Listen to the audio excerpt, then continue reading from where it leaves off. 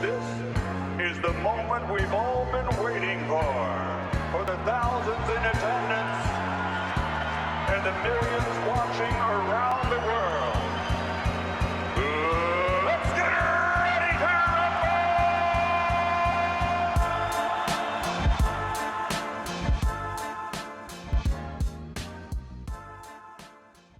Welcome to the Junkyard Pod. I'm Tony Pesta, joined by Jackson Flickinger and Corey Walsh, and the Cleveland Cavaliers actually did something yesterday. Can you believe it? They didn't make a trade or add anyone in free agency, but they did make a move to extend Jarrett Allen for another 3 years at $91 million. This places Allen under contract for the next 5 seasons, where he will make a grand total of about $130 million.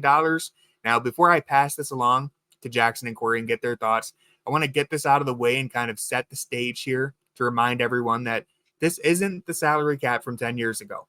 10 years ago, Allen would be the highest paid player in the league on that contract. And in fact, 10 years ago, $30 million a year would have accounted for more than half of the salary cap back then, which is just kind of crazy that the cap has gone from $58 million in 2013 to $140 million in 2024. So by the time Allen's contract actually begins, shout out to Fear the Fro for pulling this stat, he'll be taking up just about 16% of the Cavs salary cap. That would be 72nd in the NBA. So with that in mind, Jackson, would you say this was a good or a bad move from the Cavs? Do you think Allen is a top 70 player in the NBA? Yeah, I would say it's a fair move. I think that's kind of one of the things that I hate the people who always talk about like lawyer stuff, but in like law school, the first day of contracts, they tell you like, you know, a good deal is usually one where like both sides are a little like hesitant about it or a little like unhappy. What I don't know, what is that? Did that make a loud noise? Yeah, like a it was It piercing. accidentally hit my mic and it like spun on the little stand. It was piercing. It's an accident. They say that like a good contract is one where like you can kind of see like both sides almost getting like a little bit of a bad deal almost, and judging by people online, you saw like some national people like, hey, this is like a phenomenal deal for Allen. You know, he was saying all the stuff that you're saying, Tony, like, yeah, this makes sense. And then I've also seen people like, are we sure Allen's worth this? He's like the 13th best big in the league, or like things like that. Like, I don't know. He's maybe more of an average starting center. So that's where I think it's just like a fair deal. I wouldn't say, wow, this is a home run deal for Allen. I wouldn't say this is a home run deal for the Cavs. I'd say this is just a fair deal.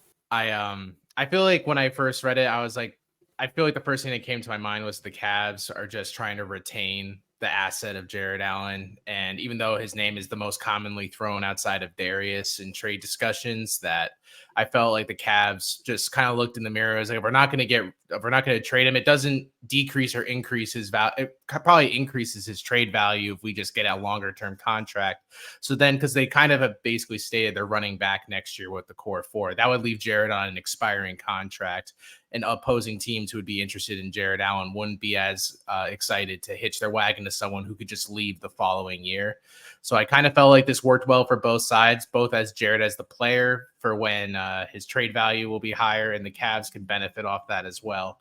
So I think people who are getting upset about it and thinking that this means that Jarrett Allen is also anchored to the Cavs for the remainder of that contract. And I feel like that's where a lot of the anger came from, because everyone's so angry at the Cavs for not being active in the offseason. They want to see something. As they should be. Yes. But they're going like, well, if we're obviously not signing anyone, then someone should get moved just so we shuffle the pieces around. And Jarrett, I feel like everyone kind of realized, was the one that if someone was to go, it would have been him. And now they're upset because he's tied down. One thing I will say, I know a lot of people are talking about the trade value and stuff like that. And I do think that in a vacuum, it makes sense that, oh, yes, if you're under contract for longer, I think it's easier to like move you where there's that certainty. But I feel like if the Cavs could have got anything from Jarrett Allen at any other point, he probably would have been moved earlier. So I don't know if like the contract is really making him super tradable. It's not making him untradeable, but I don't think it's like upping his trade value. And I think that's kind of important thing to kind of point out as well.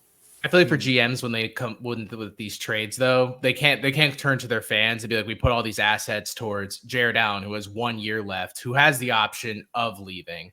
I don't think it increased his value at all for this season. It's pretty much the same deal either way, even though they're not going to trade him. It seems to be the case. So I feel like it maybe doesn't do anything for like the player or any, but I feel like GMs will have an easier time selling to their organization. This guy has X amount of years left versus he might leave.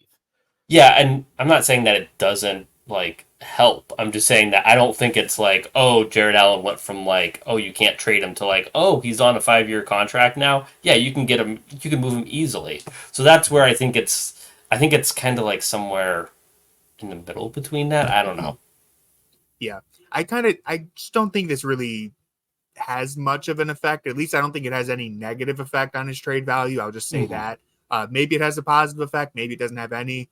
I think there is something worth knowing that, like, hey, this guy, especially with like the new CBA and teams being so worried about hitting that tax, knowing that he is on this extended deal for a pretty reasonable price probably helps out his trade value a little bit, because it's like, all right, you know what you're on. Like if you look at the Brandon Ingram situation, for example, teams don't want to trade for him because they don't want to have to pay him whatever he's asking for. But Jarrett Allen, it's like, okay, we know what he's making for the next 5 years. So, and also I just want to say, most of the people who are mad at the Cavs right now are like mad at this Jarrett Allen move are just always mad at the Cavs. So like, I think that's worth mentioning. I don't like what price would Jarrett Allen have to have signed for no one on Cavs Twitter to be mad? Like the minimum, someone was going to be mad no matter what.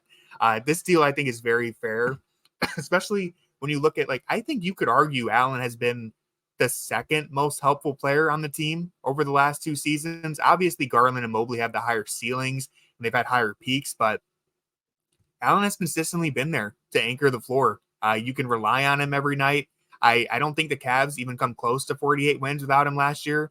He was an all-star 3 years ago. He could have been an all-star last season. He got off to a slow start, but then he really hit his stride. And also, let's not forget, he was the best player on the floor at the start of that Orlando series before he cracked his ribs. And I want to say this: he did break his ribs. He wasn't better than Donovan. Just in the first couple games, I think he was. I mean, he, like, maybe the stat line was better. I mean, Donovan had such a big effect on what everyone was doing and stuff. So I don't.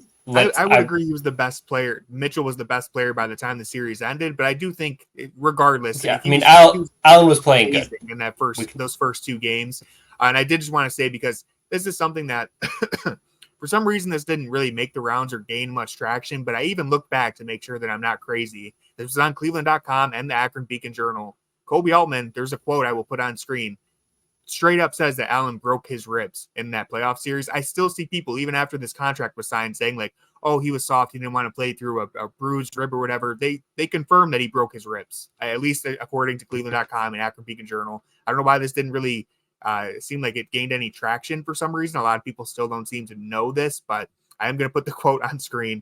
And anyways, the point that I'm making here is this is a fantastic deal for a player who is right in the middle of his prime. I don't see any downsides to this move. If you want to trade Jarrett Allen, if that's your agenda, you can still trade him. This hasn't changed that. Just because the Cavs extended him for another 3 years doesn't mean he is absolutely going to play the next 5 years in a Cavs uniform. He doesn't have a no trade clause. Like, this doesn't change anything as far as that goes. Yeah, something that I was thinking about when that contract details came out too was I was trying to think of who does Jarrett Allen have like more value to the Cavs than other teams in the league, or I think every team in the league would obviously sign up to have a Jarrett Allen on their roster, but because the Cavs have these top 4 players and then it kind of is obviously a tier break from there. I feel like Jarrett Allen kind of gets undervalued because he's kind of perceived as this like bonus to the Cavs roster. It's like Darius, Donovan, and Evan, I feel like get a lot of the attention from like media and fans, and Jarrett Allen, because he's so consistent and you don't see these like explosive games from Jarrett Allen, that I think like honestly Cavs fans at this point have kind of underrated the level that Jarrett Allen brings on a night to night basis. And so when they see $30 million, they're like, we're paying $30 million for a guy who basically scores like 15 points a game.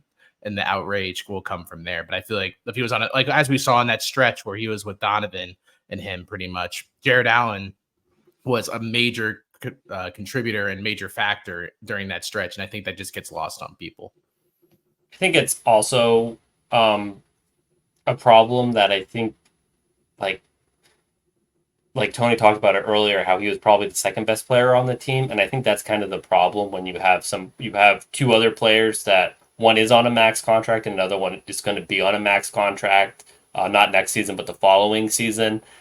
And you would like to see those players be better. So I think it's like Jarrett Allen as the fourth option at $30 million is a year is fine. But if he's kind of like the second option and you have your third and fourth options are making considerably more money but not producing to that level, I think that's a problem. And it's even more of a problem when they don't really fit well. So I think that's where a lot of the angst is coming from. And I think that angst is justified, even though it's not Jarrett Allen's fault that, the team has put two really small guards together and two centers together.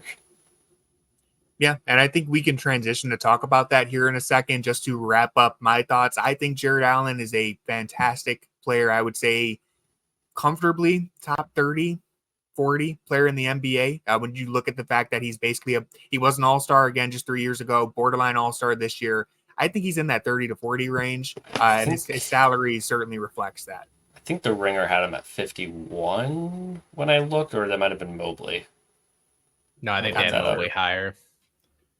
Well, either way, I would change it all the time. Yeah, true. Either way, referencing the stat that Fear the Fro pulled, his contract is 72nd in the NBA, so he's clearly in the top 70. I think we all agree. So yeah. I think it's a fair deal. At the very least, it's a fair deal. I would say it's a good deal for a player of his caliber, but I do want to move on. But I would say the Jarrett Allen contract didn't fall out of a coconut tree. It exists within the context of everything. Yeah. That's with it. So I think that's where you have to look at it where I think it's if we're it's a top 70 contract, but the problem is the Cavs have 4 players that are in the top 20-ish to top 60-ish, and that's may not be a winning formula. Well, so I think that's the whole thing for the team, though, is that they believe they have 4 players who are this caliber of player. So I guess we're going to find out. The Junkyard Pod is coconut pilled, apparently. But let me transition us to our next topic. And before I do that, let me just say, if you enjoy the Junkyard Pod and you want to support the channel, all you have to do is hit subscribe and drop a like. Those 2 things go a long way towards helping us out. And feel free to leave a comment on what you think about Allen's worth and his extension. Now, let's zoom out and look at the big picture for a second. Our friends at The Ringer have him as 48th. So 48th. So there you go. 52nd for Evan. Damn. Yeah, they're right there. But so the Cavs now, this summer, they may not have made a big move to add anyone new or make a trade, but they have secured each member of the core 4 now. They have declined every trade offer thus far, and so all signs point towards they're running this back at least one more time. Now, they have tweaked a few things. We have a new coaching staff, basically top to bottom, as well as an incoming rookie who looked impressive in Summer League, although it is just Summer League, but he still, he looked good. And there's still the possibility that Okoro or Levert could be moved before the season begins. So with all of this in mind, I think the key question for this team right now is how much faith do you have in the core 4? And specifically, do you think they have already hit their ceiling, or is there more room for them to grow? Do they have a ceiling that can make them championship contenders, or are we just kind of spinning our wheels at this point? I'll let Corey start. I feel like it's hard to determine if they've reached their ceiling because a new coach and a new offensive system in general could shake up a decent amount. It at least will be a different look that I don't think we've seen offensively from this group. I think that the staff prior was really trying to shuffle it to make it like the players were kind of split after the opening tip with 2 and 2. I'm interested to kind of see if Atkinson tries to go for a more cohesive lineup where all 4 were kind of being able to display their skill together, not like in part of each other where they're splitting time. I think they definitely reached their ceiling with Bickerstaff because the offensive system was so limited. I mean, we harped on it a lot during the season that we feel like they just didn't have a lot, and their offensive creativity kind of went downhill as the season went along. And I think defensively, we kind of know what we're going to get with this team. When you have 2 top-tier defensive bigs and then 2 smaller guards, you kind of know what you're going to get. You can't really hide that more than they already were doing.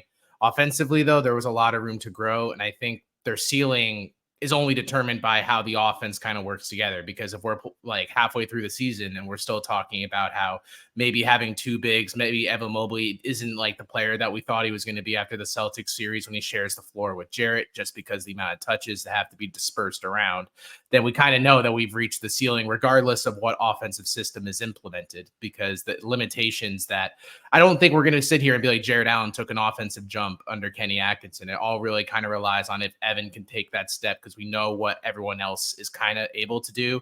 And I don't think there's much room for Donovan, Jarrett. Darius obviously can rebound from last season to the season before, but I don't think we're thinking there's massive ceilings left with anyone else other than Evan. I definitely agree with everything that you say. And instead of kind of just taking it, like expanding on your point, I'm going to take it into a different direction. And I have been thinking about this take for a while, but I've not found a good way to like unleash it. So this is going to be a test run here. I don't think it matters what I think about the Cavs core, whether or not they're not a playoff team. We know they're a playoff team, but whether or not they're a championship team or not, I don't think the front office thinks they're a championship level team, because one of the things that I believe they've like Wendy's constantly said, like, hey, if like they're okay to go into the tax, they're okay to take on extra money if they think that this is like a championship level team. And we know that the only contract they've added this summer is Jalen Tyson's like $3.5 million rookie contract. And I know that there's like the cap and the first apron and all that stuff. And I know, well, the Isaac Okoro hasn't signed his extension yet. And if he signs the qualifying offer, it's going to go into the luck. Like, I know all that. But if you believed in this team, you would put some money into it. You would add a player, especially with the mid-level exception, where it's not a free player in the sense that like there is a cost to it, but you're not giving up anybody on your roster to add this player. And they still have massive holes. They have no backup point guard. They have no backup center. They have no really good option besides Dean Wade as the backup four. So it's like, those are holes that, you know, if you had a championship level team with Kyrie and LeBron and Kevin Love on it, I wouldn't be too concerned, but that's not this caliber of team in the sense that they can't paper over everything. So, and I guess that kind of gets back to my point, like, well, because they can't paper over everything, what's the point of investing in it? And I think that's kind of the conclusion that the Cavs front office and ownership group have come to. Like, this isn't the team worth going all in for. So I think they're kind of just, at least for this year, I think they're just happy being a good regular season team that probably has a second round ceiling on it. Yeah, and I will say for the record, I don't think they're a championship contender, not a legit championship contender, at least. I know like things can break your way. You can get injury luck, but I think they're on the outside looking in still. I've been pretty consistent about that. I think the thing that takes them to that next level would be someone making a leap, whether it's Evan Mobley is probably the only guy left, like Corey said, who we can realistically expect is going to take another leap. Some people maybe think Darius Garland. I think Darius Garland certainly has a little more in the tank, but I don't know if he can make, the leap from where he is now to being like an all NBA guy. We have to wait and see. Mobley certainly could do that. At least I think it's on the table. And so what a big question comes down to is a lot of people think that it's impossible for Mobley specifically to reach that ceiling without making a trade. That's where a lot of the angst is coming from, whether it's the backcourt or the front court overlapping each other, restricting each other. People don't think this can actually work out with these four. And so I have a take that I would like to let fly real quick, Jackson. Okay. I'll make it very quick. Hey, now. Now, I shared this on Locked On Cavs kind of in the moment. I just let it fly. Shout out to Danny Cunningham for having me on. You save your best stuff for your own pod. Come on, what are you doing here? Well, I didn't. This is the thing. This is a better version of that take because it was kind of in the moment. And I didn't think of many examples of what I was trying to say. So let me say this. I believe that if Evan Mobley truly is a full-time center, he truly is that guy who's going to become a top 10, 15 player. He's going to take us to the next level.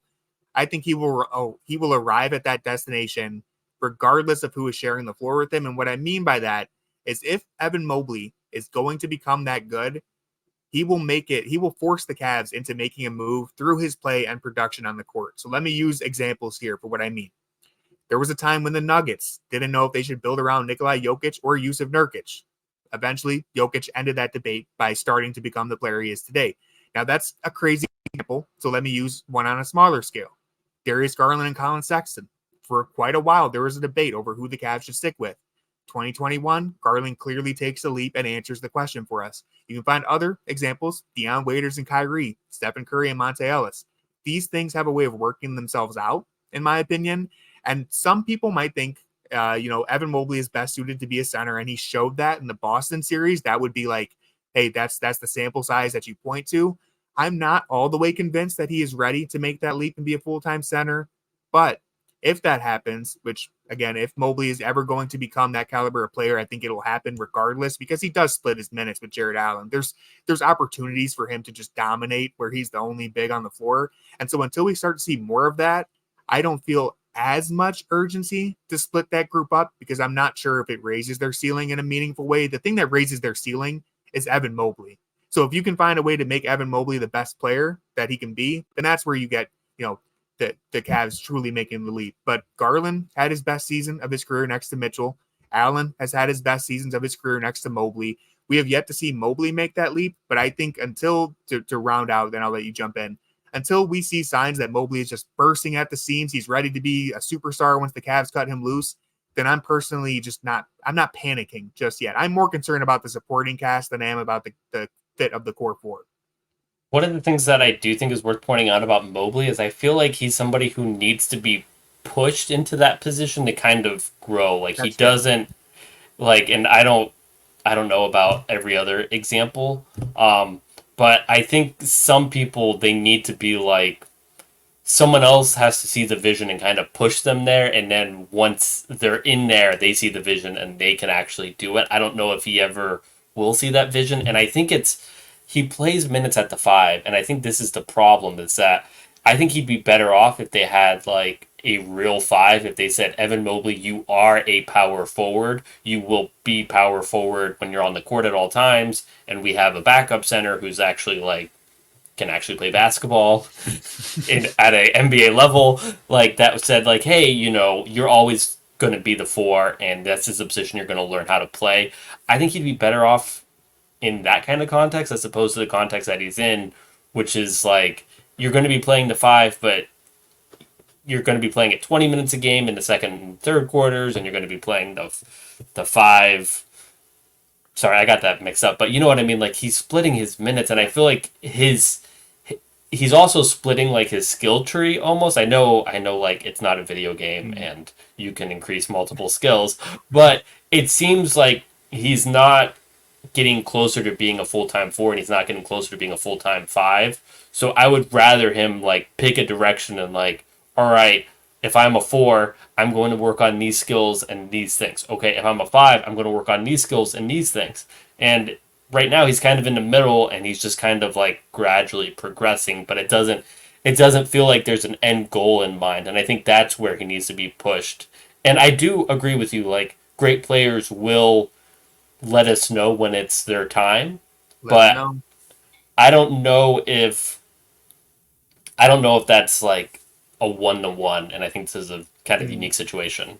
Yeah, and I want to make a point real quick to tie in what we were saying earlier, is that part of the reason why Mobley has been kind of stuck between is he a true 4 or a true 5 is because Jarrett Allen, like we said at the top, has maybe been their second best player during this run. And so it's well, you're trying to win games because you're trying to convince Donovan Mitchell to extend.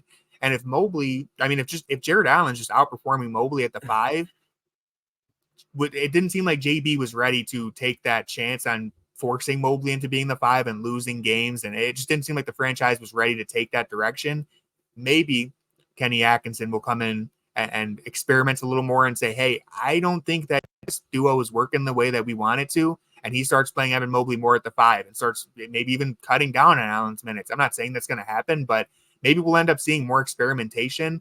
The problem is Allen has just been better at the 5. And so it's hard to give him a consistent role. I do believe, and I agree with the point you were making, I believe in consistency in your role. Mobley, he just hasn't had consistency. It's the point that I made with Okoro. Sure, he plays a lot of minutes, but he's not being asked to do the things that you want to see him do. And it's the same thing with Evan Mobley. Sure, he plays minutes without Allen, but he still isn't. It's not like they're using him as an offensive hub in those minutes. It's not like they're utilizing him the way that we want to. And so I see the argument for both sides here. The problem that I think that we see, and this kind of gets back to my point earlier about the front office not believing in this team, is that you don't really have that much versatility in what kind of lineups you run. You have 4 guys who are really good. They have overlapping skills, and you don't really have pieces that fit around them. You have specialists, but most of those specialists are 2-3 type guys. So like, you don't really have like, what are you going to close with Dean Wade instead of Jarrett Allen? Like, we've seen that work before, but we need to see Dean Wade play more than like 45 games before we really believe in that. And if Dean Wade's out, like, you're not gonna, they experimented with doing stuff with Max Strus that went okay-ish. Isaac Okoro was in a 4. We don't need to talk about Niang, but it's like, that's kind of the things where it's like, you don't really have the versatility to do that, where you can do it, but if you're doing it, it feels like you're just like leaving a lot of talent on the bench. And that's kind of the problem, is that, well, if you are limited to really 4 like above average players and they're, they can't play together, I think that's kind of the whole problem. Yeah, the playoffs are basically the microcosm of that, right? I mean, like, we were basically down 2 of our 4 best players for most of the series. It felt like, between all the injuries going around, it was like Donovan was like 60% of himself. Jarrett was just out. And then you're kind of looking at the bench pieces, and we don't have any. We have, like you said, a bunch of specialists coming off the bench. And unfortunately, when that special part of them doesn't hit, you're left with a bunch of players that can't contribute in other facets of the game. I feel like the logic behind the Jalen Tyson draft pick, the more I kind of sit with it and spend time with it, is that he is capable of doing a lot of different things. He kind of pops off on film that he at least can contribute in other ways. We won't feel like it's another version of what they have, where Okoro is really good at defense, and then we hope everything else comes along, or it's Sam Merrill's really good at the 3, but if he's not hitting, then he's a defensive liability. It's kind of like, all right, well, if Jalen Tyson's shot's not falling, at least we can kind of bank on the fact that he's going to crash the glass defensively. He can bring the ball up court. He can handle the ball individually, even if like they want to do some off-ball sets for Darius or Donovan, if Kenny Atkinson wants to get that crazy and force Darius to do that. But overall, it's just like, there's not a lot of players on this roster that can kind of step up. It feels like they can only perform to the level that we know that they can do, and that's really it. And not that those options are available, to why Cavs fans are upset. I mean, if you look at the free agency list, I don't know many players that could at this moment step in and we'd be like, oh, thank God we have someone for the postseason, because players like that were taken on day 1 and 2, and now we're just kind of sitting with fodder. Yeah, maybe Gordon Hayward comes out of retirement. Yeah, maybe. It is a red state right now, so there's a possibility. So, like, and kind of, I keep throwing myself off. I shouldn't have said that. Because that really derailed me. Just skip me entirely. The whole thing is that you don't have, like, the roster just doesn't really fit well, and that's where the roster doesn't fit well.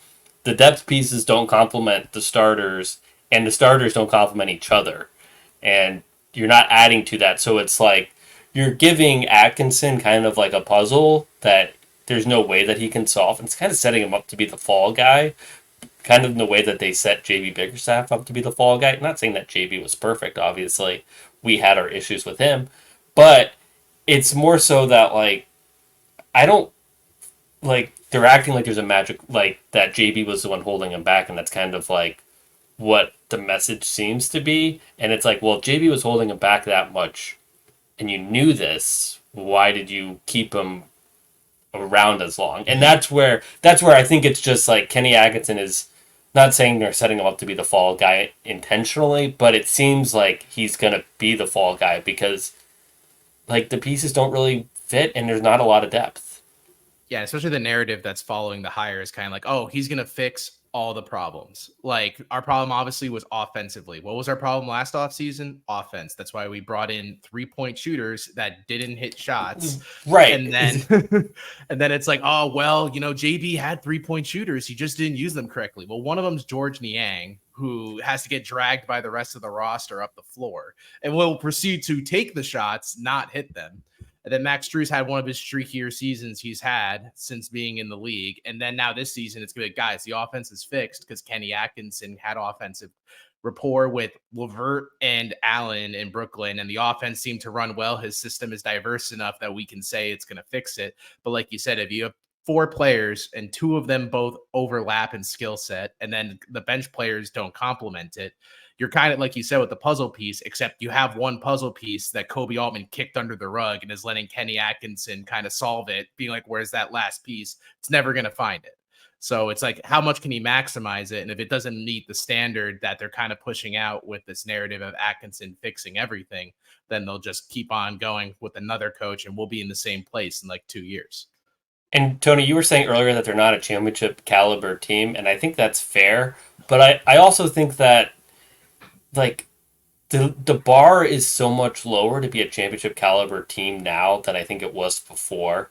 Just because, parity, there's not, as good as Jokic is, as good as Giannis is, they're not like prime Steph and prime LeBron where it's like, or like the prime Warriors where it's like, you're not getting through them, or like the prime Spurs, like there's way more depth in the league now, and it's way more spread out. So like, if we were talking about our championship contenders in February of last year, we probably would have named like 10 teams before we got to the to the Mavericks. And that's where it's like, I know the Mavericks have Luka and Kyrie, but it's like the Cavs, I think they have like the overall talent. I think they have the talent. It's just that it doesn't fit and they don't have the depth. So it's like, if you don't take the steps to fix that, I don't think you can ever reach your ceiling. But it's like, it's not a talent issue. Yeah. I think they're knocking right on the door of being actual contenders, as many teams in the NBA are. To tie this all together, so with Kenny Atkinson, they are kind of pushing him up as the guy who's going to come in and figure all this out. They seem to have a lot of faith in him and his ability to put this all together. And so I hope that the front office really does mean they have faith in him. And if Kenny Atkinson's conclusion, either midway through the season, by the end of the season, whenever, he concludes that, hey, this roster doesn't fit, I hope they listen to him and actually make a change, because I don't know where JB stood on the roster. It seemed like he kind of he was a sicko for the 2 big lineup even before the Allen and Mobley. So like, I don't know exactly, but if Kenny Atkinson comes in and the front office really does believe in him and he says, hey, if we want to get the most out of this team, I can't do it with the pieces you've given me. You got to make some moves. I don't think he's going to do that, right now. He just got brought into the franchise. But if we get midway through the season, end of the season, and this isn't working out, I think we're going to get all the answers to these questions that we've been asking. You might be able to say that they're a year behind, as they have been on a couple things so far, but I still don't think this, to round out the episode, I don't think the core 4 has reached their ceiling. There's an argument can be made that their ceiling isn't much higher than what we've seen so far. I think it's undefined. I would like to see the supporting cast worries me more than the fit of the core 4. It's not a perfect fit by any means, but I do think that they have a higher ceiling than what they have achieved so far. And given the parity in the NBA, if Evan Mobley makes a leap, if Darius Garland plays like the all-star version that we just saw, and maybe Max Strus doesn't have a streaky season, like there's all these factors, there's all these variables that if they break right, you could see the Cavs exceed expectations, even exceed my expectations. So I'm not as angsty as some Cavs fans is what I'm trying to say. I think I would get there if there was a clear like backup point guard, backup center, backup, where it's apparently like Ty Jerome exists. I'm just gonna have I've seen him on a basketball court on Twitter. Maybe it was AI, I don't know, but I saw that. And it's like the most money that because I think we're all just assuming that Isaac Okoro is going to be brought back. Mm-hmm. And even if he's not brought back, let's say he's traded for like, I don't know, Dorian Finney-Smith or like Cam Johnson or whatever, like you're still, so if he's traded for somebody who pushes Strus out of the starting lineup, that means you're too. I think that would be good. That would be great. That'd be great. That's a whole other episode. That's not the point. Trickle down effect. Yeah, I won't derail you. So if that were to happen, that means the 2 highest paid players on the bench would play the same position, and that's essentially like not a position. That's not a well. anyways. But like the point is that they like their bench money that they do have is kind of locked up in the same position right now with Okoro and Levert, and they don't have a point guard, and they don't have a center, and they don't have a power forward, and it's like the position that they, like they could get by with kind of playing smaller guys at the 2-3. I don't know. It's just kind of like I don't see a world where like this bench really kind of like surprises us, and even like Jalen Tyson, what is he gonna be? He's a 2-3. That's what everyone on the bench is. So it's like that's where I just don't know like what their actual like even if everything lines up with the core four, like these problems can't be solved. Like you're not gonna make George Niang like a really good four. You're not gonna make Damian Jones, I guess, or if they bring back Tristan Thompson, you're not making him like a NBA level 5. Like maybe Craig Porter Jr. takes a jump. Nothing from Summer League makes me think that's ever like that's gonna happen this next year. Maybe like it's just like there's just a lot of things like that where it's like it just doesn't conceptually make sense. I think the solution could be adding one more 6'5" guy. They just need one more. 6'3". Keep adding them. They just calm down. 6'3", 6'5", somewhere in that range. Just add one more. It hasn't worked yet, but you got to keep trying. You throw enough darts, you'll hit the bullseye sometime. Exactly. Eventually, you will get the correct 6'5" guy. Anyways, that's going to do it for this episode of the Junkyard Pod. If you enjoyed, please hit subscribe, drop a like, and let us know in the comments how you feel about the future of the Core 4. With all that being said, go Cavs. I agree. Go Cavs. Brian, what are you bringing back for the group from Paris?